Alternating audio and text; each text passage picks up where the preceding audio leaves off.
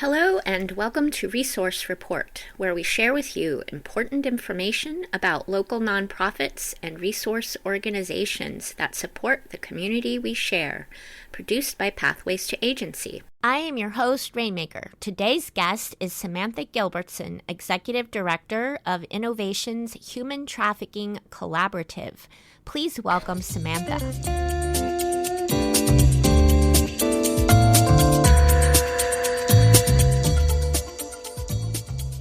I am here at the Innovations Human Trafficking Collaborative organization with Samantha Gilbertson. Hello, Samantha. How are you doing today? I'm doing great. That's good to hear. Can you please reintroduce yourself, your position, and how did you come to be here? Absolutely. My name's Samantha Gilbertson. I am Executive Director at Innovations HTC. I came to be here through previous work experience as a substance use professional doing homeless outreach response. Worked closely with the agency and came onto the agency in October of 2024 as Program Director and Development Director, and was promoted last July.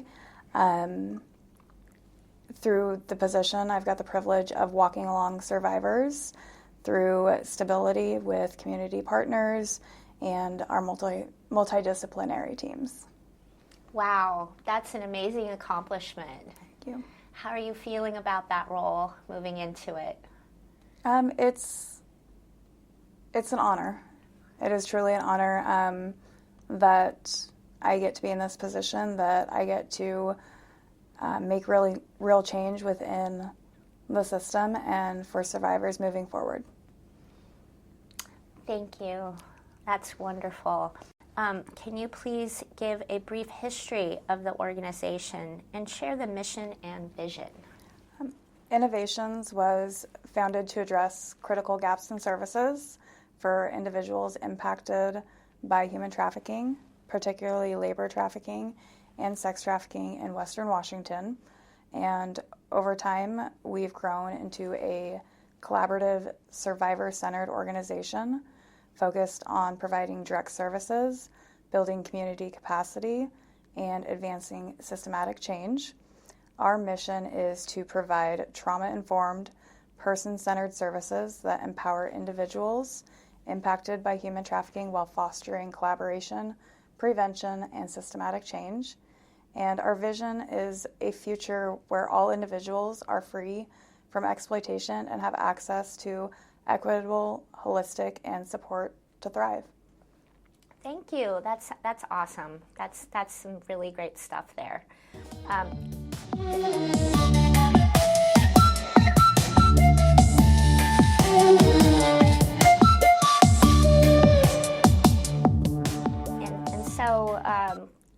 I think it's usually obvious what human trafficking is, but I think that there are different legal aspects determining what that specifically is and what that can mean for people, because it can look like different things to different people. So can you please explain to us and clarify what exactly is human trafficking? Absolutely. Human trafficking is the exploitation of a person through force, fraud, or coercion for the purposes of labor or commercial sex. Sex trafficking is when someone is induced to perform commercial sex acts through force, fraud, or coercion, or when the individual is under 18. Labor trafficking is when individuals are forced or coerced to work under exploitive conditions. And some key facts for that are it occurs everywhere. It doesn't matter the community or the location. It could be urban, suburban, or rural. Victims can be any age, any gender, any nationality, or socioeconomic background. Trafficking often intersects with vulnerabilities such as poverty, homelessness, immigration status, or prior trauma. And many victims do not self-identify due to fear, manipulation, or lack of awareness. Thank you. Thank you for clarifying that.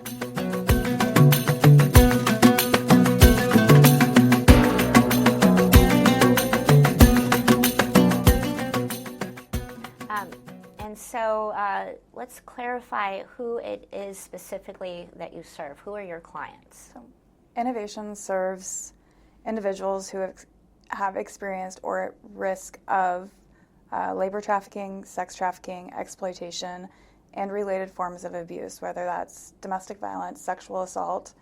And we prioritize serving underserved or marginalized populations, including immigrants, BIPOC communities, and individuals with limited access to traditional systems of support. Thank you.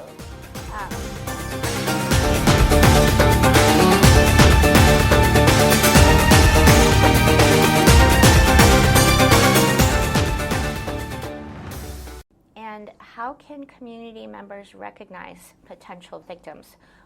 What should they do if they suspect human trafficking? So how do we recognize them? Community members actually play a critical role in identifying and responding to trafficking.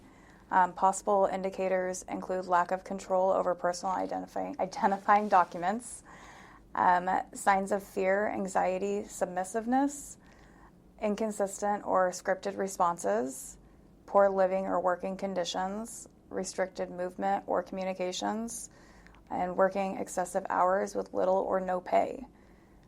What the community can do is don't intervene directly if it could put somebody at risk. That's absolutely what we do not want to do. Make contact with the National Human Trafficking Hotline. Reach out to local organizations like Innovations, and report any immediate danger to 911 immediately. All right, thank you.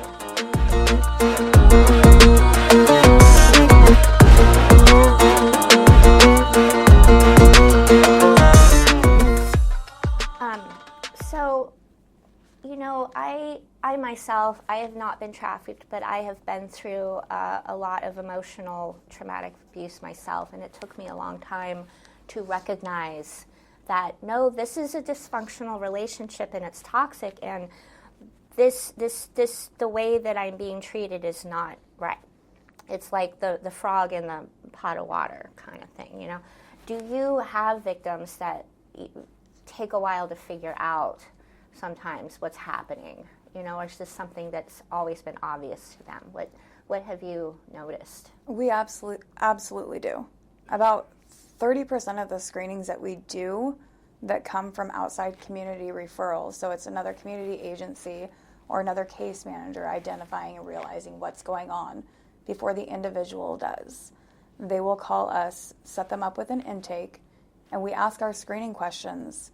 And within those screening questions, that's usually when the survivor realizes, oh my God, that happened to me. I was trafficked. We see it a lot within homeless communities or those that are abusing substances. Somebody who is trading sexual acts for their next fix or a substance that they're using. That could be a form of trafficking.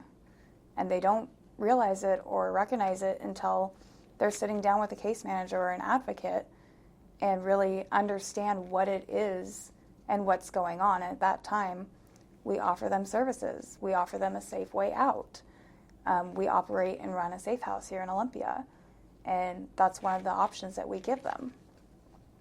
Wow, yeah. It's just amazing to me sometimes how we're just desensitized to our situations, and that's how they get you. Absolutely. Yeah.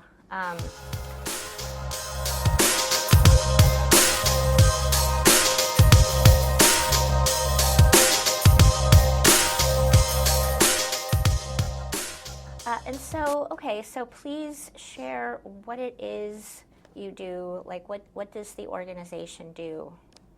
So Innovations provides specialized victim services.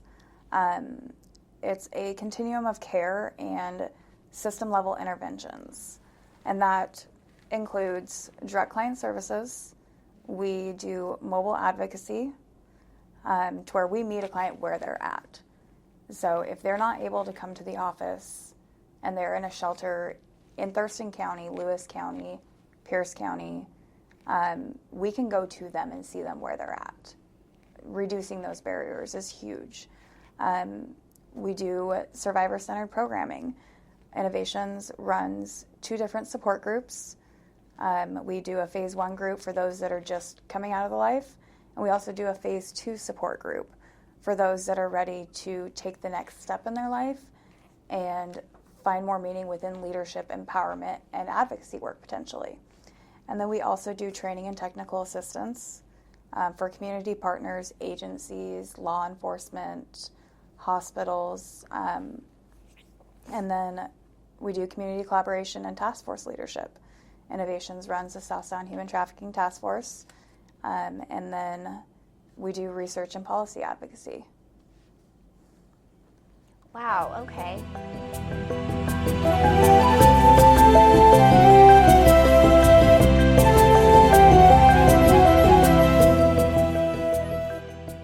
You just mentioned Thurston County, Lewis County, and Pierce County. Are those the only counties that you serve? No. So Innovation serves all of Washington State. We do have a remote case manager to where if we have somebody that is out of our geographical area, for the case managers that are here, they will see them via Zoom or Microsoft Teams or even on the phone and do case management in those ways. Right now our case managers travel to Pierce County, King County, Mason, Lewis, Grays, Thurston, and we even have a client that is in Cowlitz County. Wow, that's far out there. Yeah. Wow, yeah.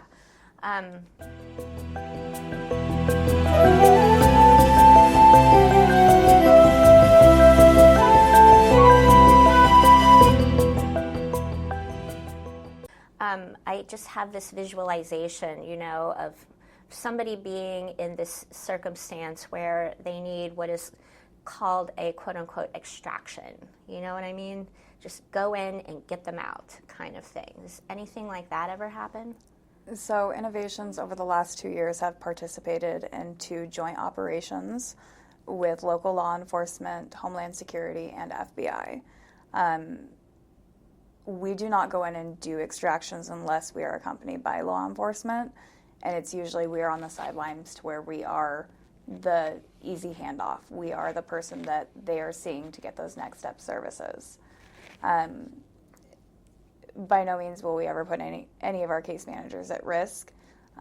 We've walked into situations that could potentially have put them at risk within the homeless communities or the encampments, but it's nothing ever intentional. Usually it is very well planned out with local law enforcement, Homeland Security, and FBI, and it is something that takes months to plan.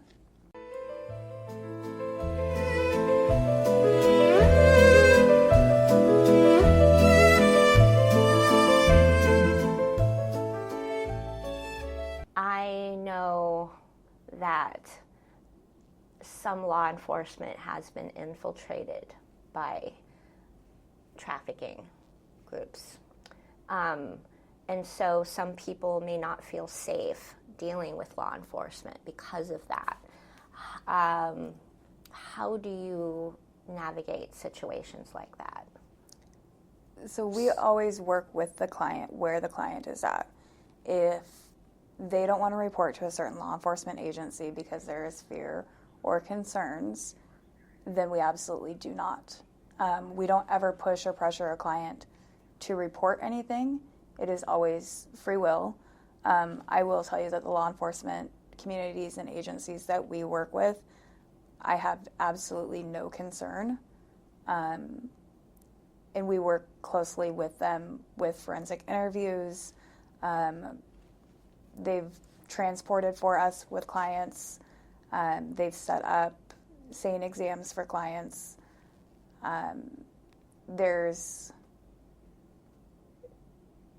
They're taking steps in the right direction to end trafficking, and that's what needs to be seen in Washington. Good to know. Thank you. Mm-hmm. Thank you.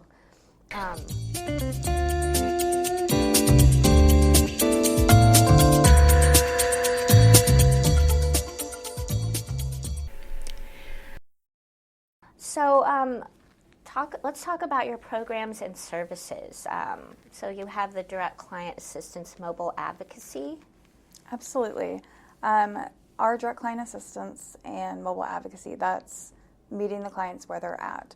And it's not just location-wise, that's physically and emotionally. So if a client isn't ready to go into details, because our screenings can be pretty in-depth, the questions can be hard. If they can't get through a full screening on their first interaction with a case manager, we don't push. We don't want to open a door that our case managers are not trained to close. We're not mental health therapists.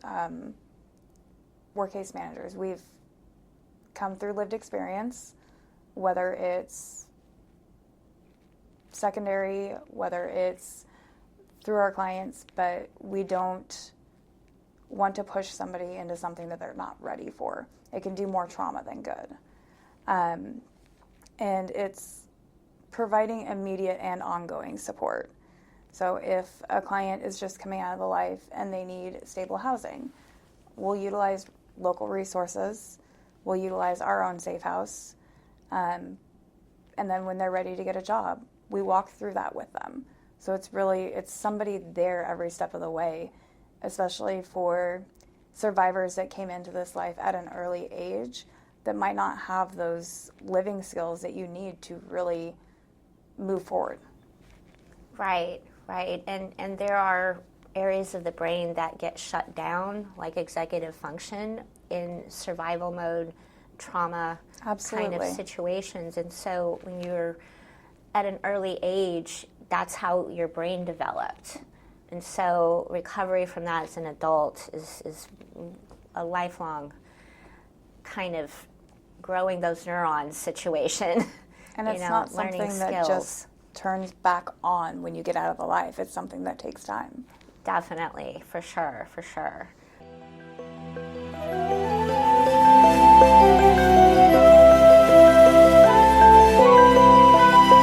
And then the Healing Journey Home. Healing Journey Home was opened a year and a half ago. It is a safe house here in Thurston County that houses up to 6 survivors. It is a clean and sober home, so a survivor is in what is considered the second step of their journey. So they are clean and sober. They are looking at employment, looking at moving forward into the next step. We do UAs upon going in. Everyone completes a financial stability assessment. They complete a case management SMART assessment where we identify what their goals are, what their needs are, and what steps need to be taken to achieve that. Nice. Good step process plan.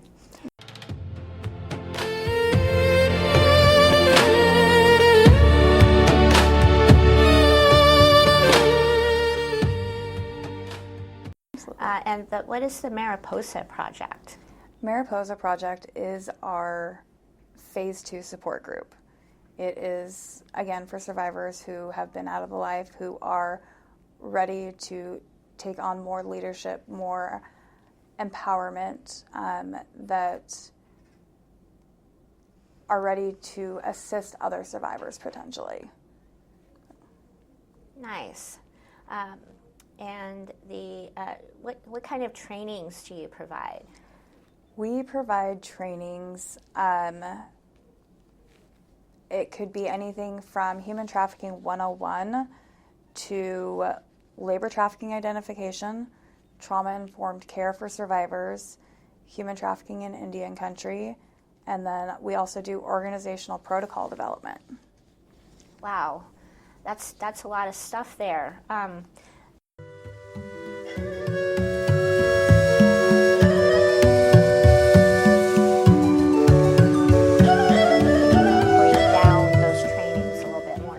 What those trainings are. Absolutely.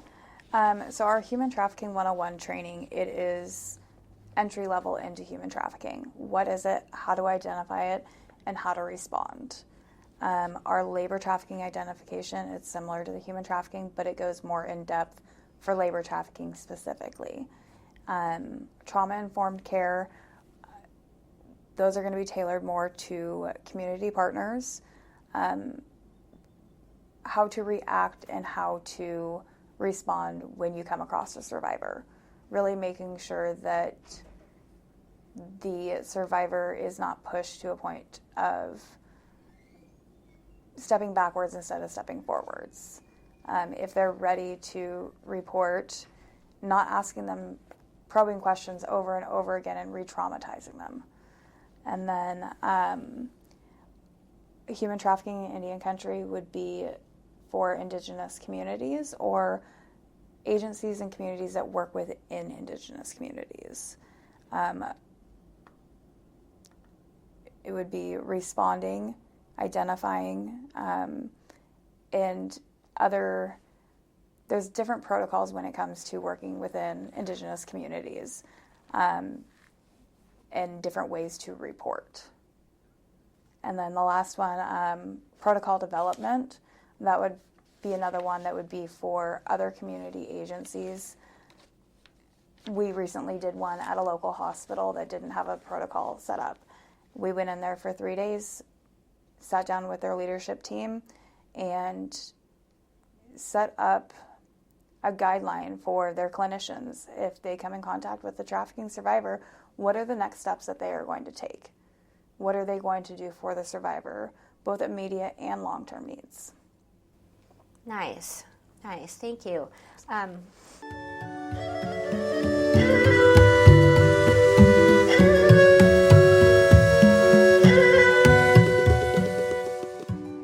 So, and when you're talking about the human trafficking in Indian country, is that the same as is listed on your website as Tribal Wraparound Project? Is that the same thing? It is not. It's not. Okay, So our can you clarify that? Tribal Wraparound Program is culturally specific and grounded holistic care for our Indigenous survivors. We offer beading workshops, drum making workshops, for our survivors. We partner with the local tribes in the area, and it's making sure that our survivors that are Indigenous are getting back to their cultural grounds. That just makes me feel so good. Let's all just decolonize together here. Yes. Okay. Indigenous survivors, when they first get into the life, whether it's labor or sex trafficking, we've found that Indigenous survivors, they detach from their tribes, whether that's for one reason or another. But starting that healing process is getting back to that cultural grounding, and sometimes it's reconnecting with their tribe, because they haven't, while they were in the life and going through everything that they were going through, they typically don't have a lot of connections with their tribe.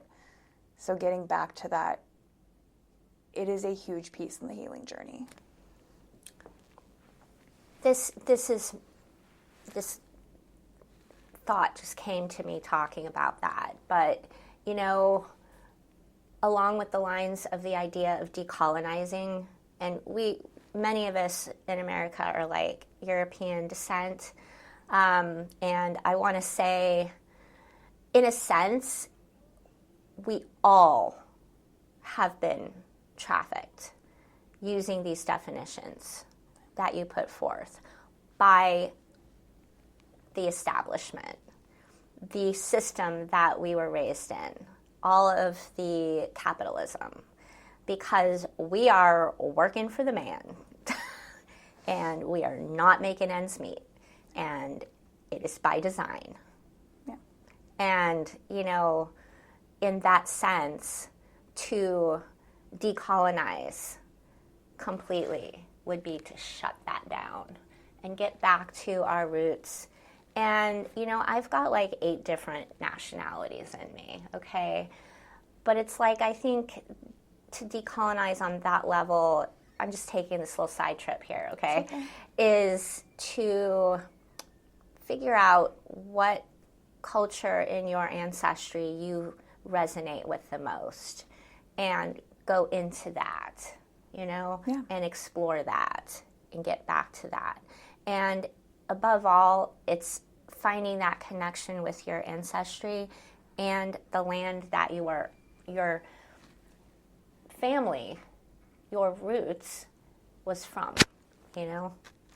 And I think that whatever you most strongly identify with works, you know?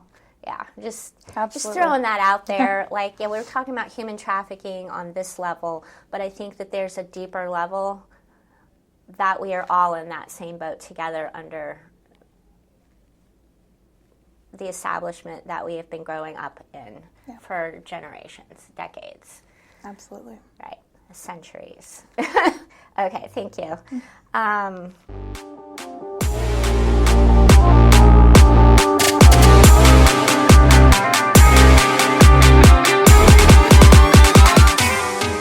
We have South Sound Trafficking and Response. So what is that? So that is our intensive case management program. That is our case managers, our advocates. That is our survivor-centered services.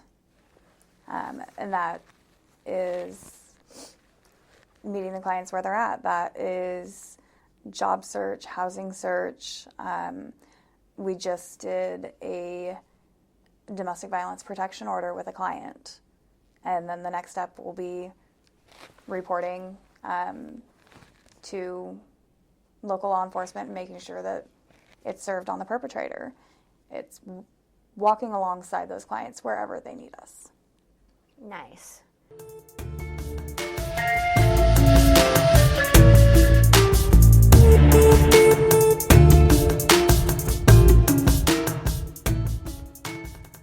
And so, what is the South Sound Human Trafficking Task Force?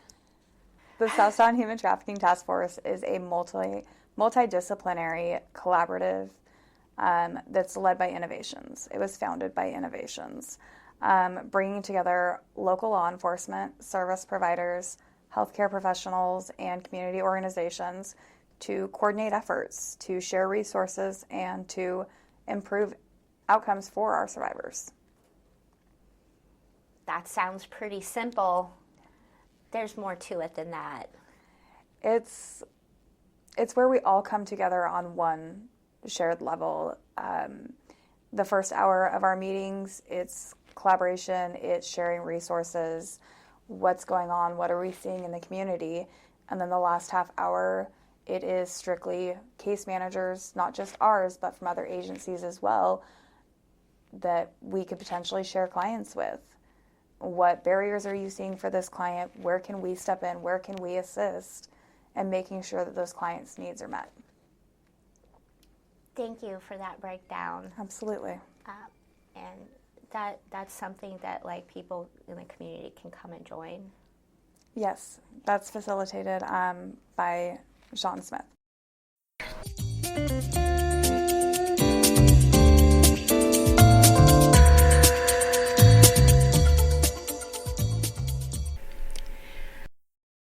So you're helping survivors, victims of human trafficking.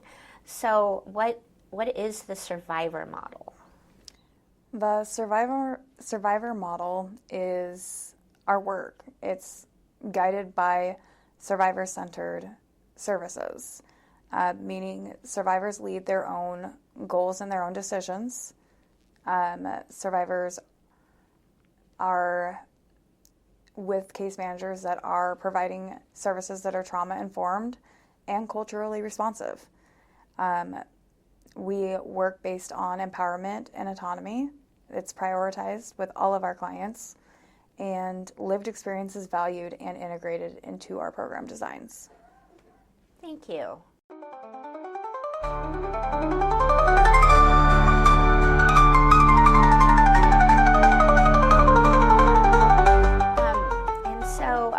What is the process to receive services when someone is like ready for that help? So to get into services with Innovations, it would be a referral, which is either a self-referral, a partner organization, or a community member referral. And a community member referral might be like, hey, I think something's going on with my neighbor. Not necessarily. Okay. So a community member referral would be the teller at the bank giving our business card to someone. So the client has to be willing and ready. Okay. We don't force services on anyone or make them do an intake. They've got to be ready to come forward. Okay. And then after that, it would be initial contact. We schedule and complete a screening. Most of those can be done same day or next day. And then along with that screening, we also do a safety assessment. Are they still residing in the same home as their perpetrator? Are they in a shelter? Are they in a homeless encampment? What is the immediate risk? And then we make sure that we do everything that we can to lower that risk for the client. And it's typically done as soon as possible within the first 72 hours. And then the second meeting would be completing a needs assessment and goal planning. Does the client have their license? Do they want to get their license? Do they have identification? Are they on benefits through the state? Do they have insurance?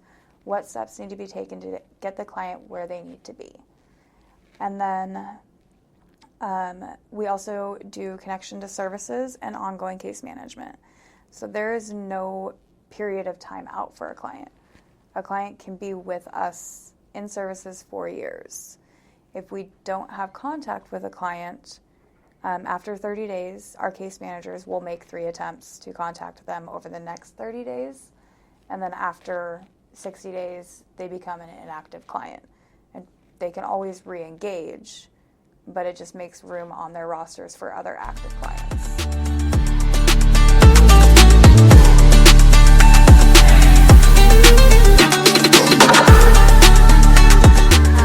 Have you had to deal with situations where a victim coming to you for help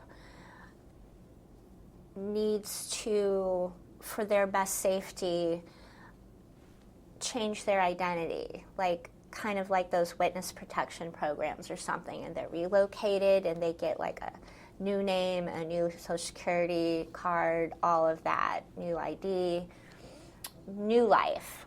Do you ever involve in things like that? We have. We have in the past, yes.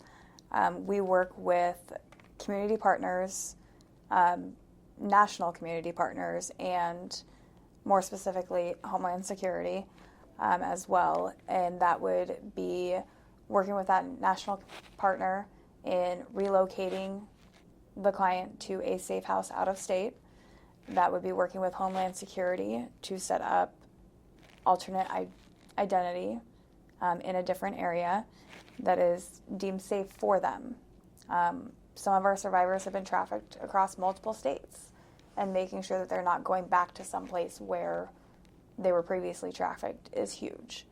One client in particular relocated to us from a different state, and so we were able to assist in that process of doing the formal name change. Good.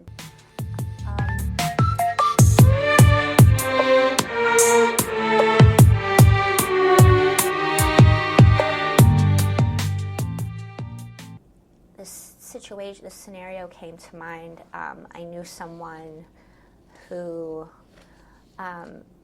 there wasn't trafficking necessarily, but she had divorced, I think, or I don't know the status of that, but she had her children, and their father was in like another state, like Midwest, and was threatening her to come and take the kids, and she knew that he would kill her. She was not safe. Her children were not safe. And so she had gone out, I don't know like the connections with the organizations or whatever, but it just reminded me of the scenario that she was dealing with.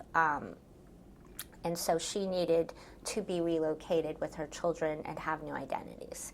And there was administrative issues where the timeline of the events for her case management and the time that he was threatening to come down overlapped, where they would not be able to provide that safety in time because of the administrative process that she had to go through. Now, this isn't y'all's organization, but this is a situation that mirrors this. And you're working with other organizations, yes. And she was working with Homeland Security as well as law enforcement. And all these agencies work with all these different organizations that do similar work. So I'm wondering, have you seen anything like that happen in the time that you have been involved in this work? Where an agency has not been able to provide the services that they needed to for a client? Due to administrative issues. I have not. We've worked multiple relocation cases. Some of them, safety and security was a very top priority. We've been able to, as an organization, lean highly on our law enforcement partners, on our other agency partners. We did a relocation from Washington State to Canada last year. Wow. It was a 5-day trip. So you can go cross-country. We did a 5-day trip with 2 of my case managers relocating a client to Canada. And it went off without any barriers, any issues. And that person is still safe. So y'all worked with the Canadian government too, and Border Patrol and all of that to, did they obtain citizenship? They have a temporary. Temporary? Yes. Okay. Wow. And we worked with another agency here locally that provided some wraparound support on that with gift cards for the client, suitcase, stuff like that. And the end was amazing. Wow. Okay. Thank you. Thank you. That's really important for people to know. Absolutely. Yeah. And and all of this information is on your website, of course.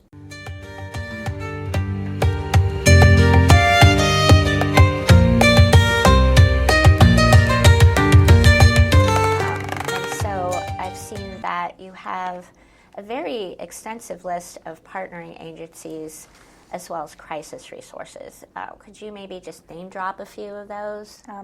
Partnering agencies, Catholic Community Services, both the HEN program, which is right across the hall from us in the same building, and Arrest and Jail Alternatives.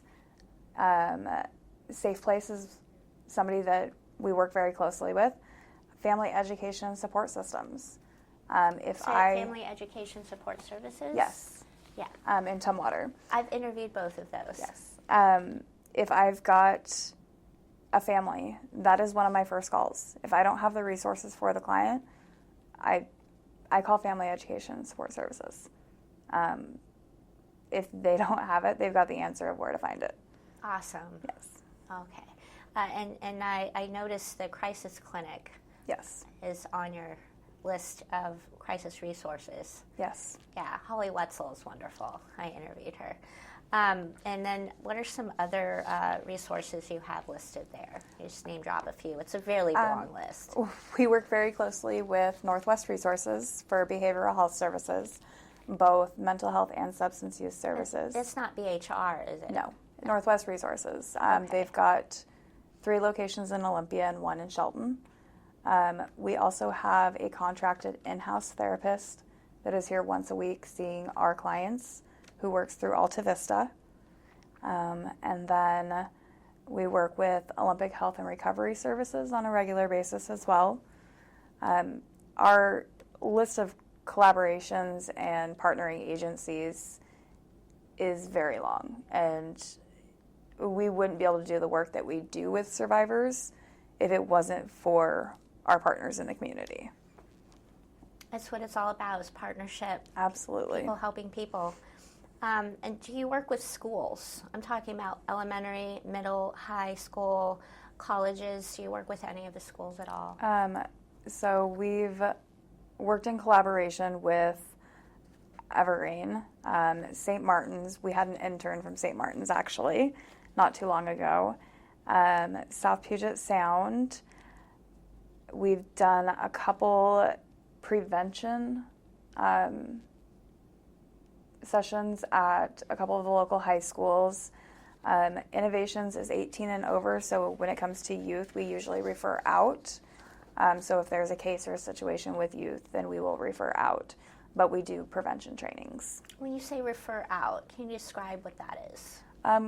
So if we get somebody who's under the age of 18, we'll either refer them over to Community Youth Services or another agency. Typically it's going to be in Pierce County that serves youth human trafficking survivors. Okay. What's that organization? Rebuilding Hope. Rebuilding Hope. Thank you. Mm-hmm. I think, did I notice that the Hope and Healing Clinic is on your list? Yes, it is. Yes.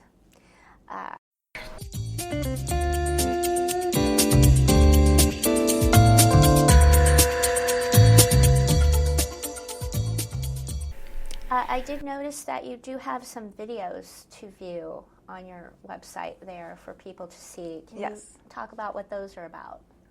We have a video that was done by one of our case managers recently that explains our Healing Journey House and why stabilization in housing services are important to survivors. And then we also have video links to the Life Story Initiative that goes over sexual exploitation and a survivor's story. Thank you. Thank you. That's important. And they're not very long, are they? No, they're not. No, that's good.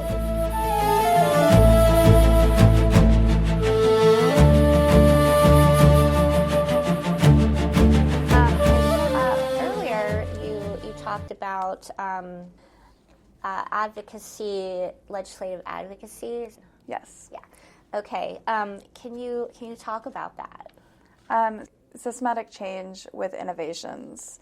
It's giving a survivor's voice in new bills that are coming up, in legislative movements. It's making sure that survivors are heard because it's survivors that are being impacted by the bills that are either being passed or not passed. It's making sure that what impacts a survivor is heard by a survivor's point of view and making sure that they have the opportunity to speak. Thank you. Thank you.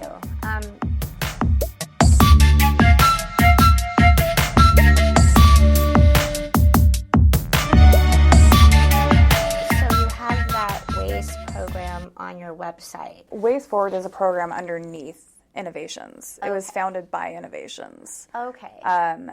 WAYS Forward is part of that systematic change. So we have lawmakers that are in that group. We have prosecuting attorneys, defense attorneys, anyone that deals with a survivor's care on a regular basis, including the survivors, can attend those WAYS meetings.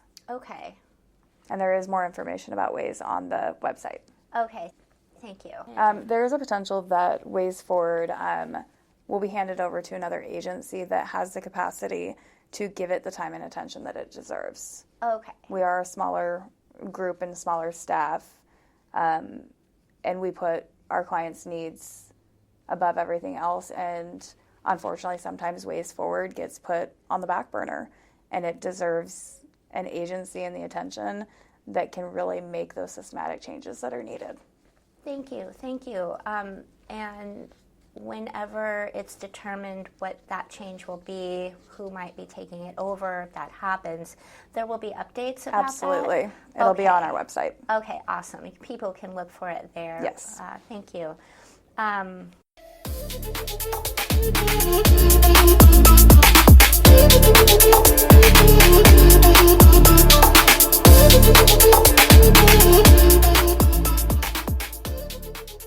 What specific bills you're supporting, or are there specific bills? There isn't right now because we're not in session.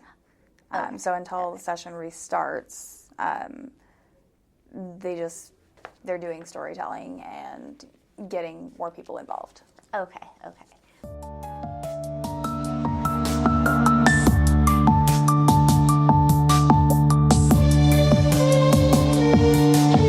And so how can people get involved? There are trainings, and we've talked a little bit about the trainings, but can you kind of detail for us a little bit more about the trainings? Like, how does one register for a training? What will it look like for someone to initiate that? So we have a training inquiry form on our website. So if it is a community agency, a local church organization, or just a group of people that want a human trafficking 101 training, they'd fill that form out. We would contact them. We'd set a date and time and determine if it's a half-hour training, hour-long training, a multi-day training, and then we'd set it up from there. We will be, starting in July, start offering quarterly trainings that will be open to the public for registration, and they'll be offered virtual, so on a Teams link, so people can sign up through there too. Thank you. And is that for like individuals, groups, organizations? Any and all. Yes. So anyone that yes. wants, Okay. anyone that wants more information about human trafficking is absolutely more than welcome to reach out. Okay. Are there certain scheduled times that people register for, and then you get like a bunch of individuals, and this is when our class is, or is it, The next Human Trafficking 101 training will be held in July. Registration will be open on our website starting in middle of May. Okay, thank you.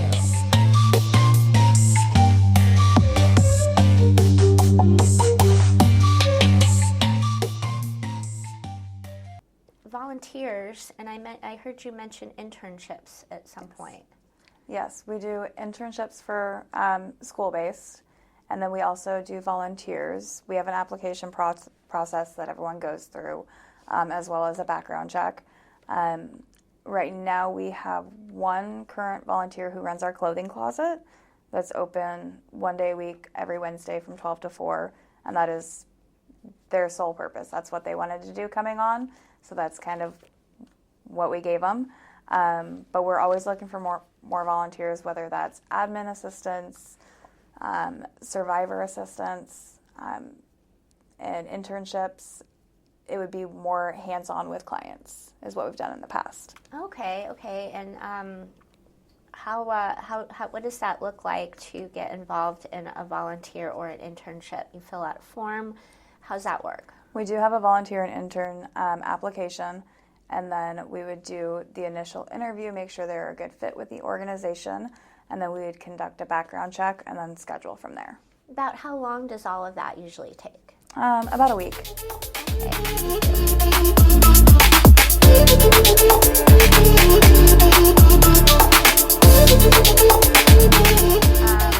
then you have an opportunity for people to have speaking engagements. Yes. We have spoke at multiple different community events, conventions.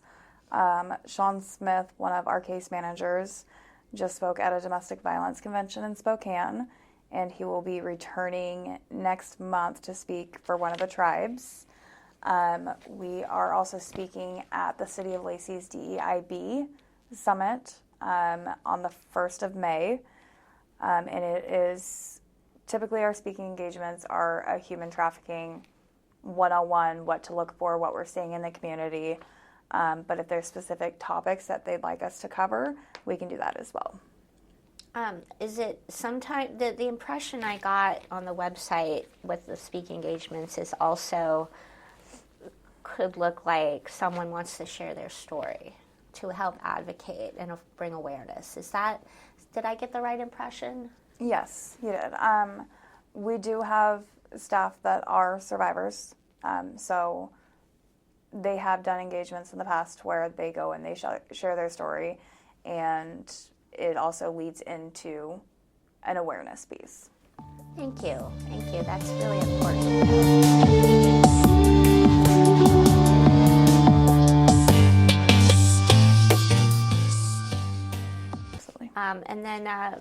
donations? Yes, we are always accepting donations. We are running a drive right now for our Healing Journey home.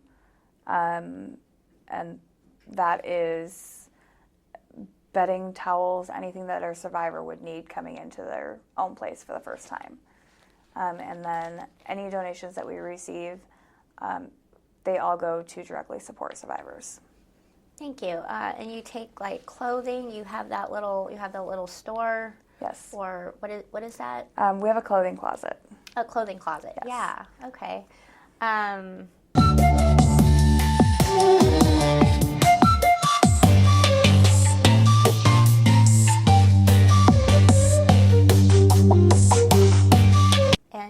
how can people make those donations? We are in office Monday through Friday between 9 and 4. It can be dropped off directly with us here at the office. We are also able to come pick them up if somebody needs us to come pick up. Okay, cool. Monetary donations. We do have a donation link on our website to where donations can be made that way, or they can be mailed into the office. Awesome, thank you. Yeah.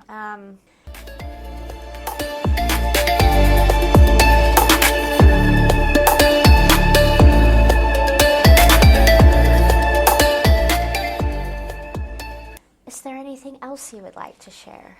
I'd just like to close by saying human trafficking is a complex issue, but it is preventable and addressable through collaboration, awareness, and action.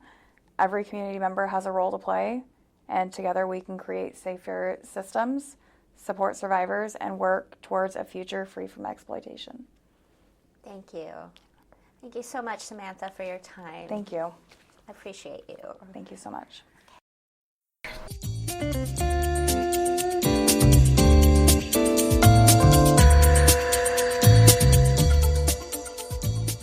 I really appreciate the important work Samantha and her team are doing.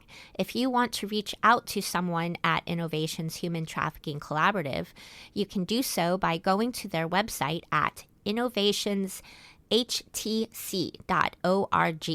You can also call 360-539-7973.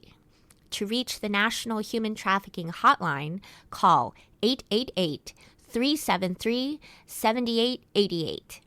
To donate funds, please visit the website, and for urgently needed items, office hours for drop-off are Monday through Friday, 9 a.m. to 4 p.m.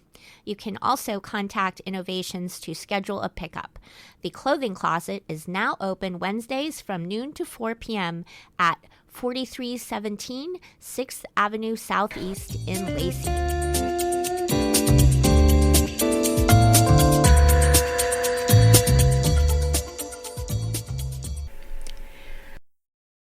That's it for today's resource report produced by Pathways to Agency.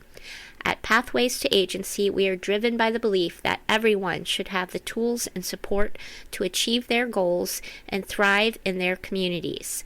Our mission is to bridge the gaps in understanding, accessibility, and trust by connecting individuals to resources and sharing information and processes that can lead to personal and community growth.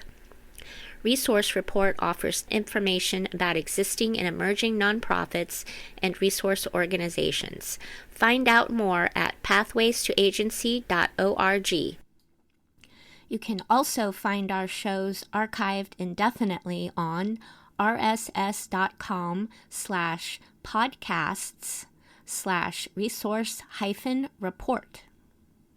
Chaos Radio is not responsible or liable for any views or opinions expressed in the interviews conducted by Resource Report. Till next time, and thanks for listening.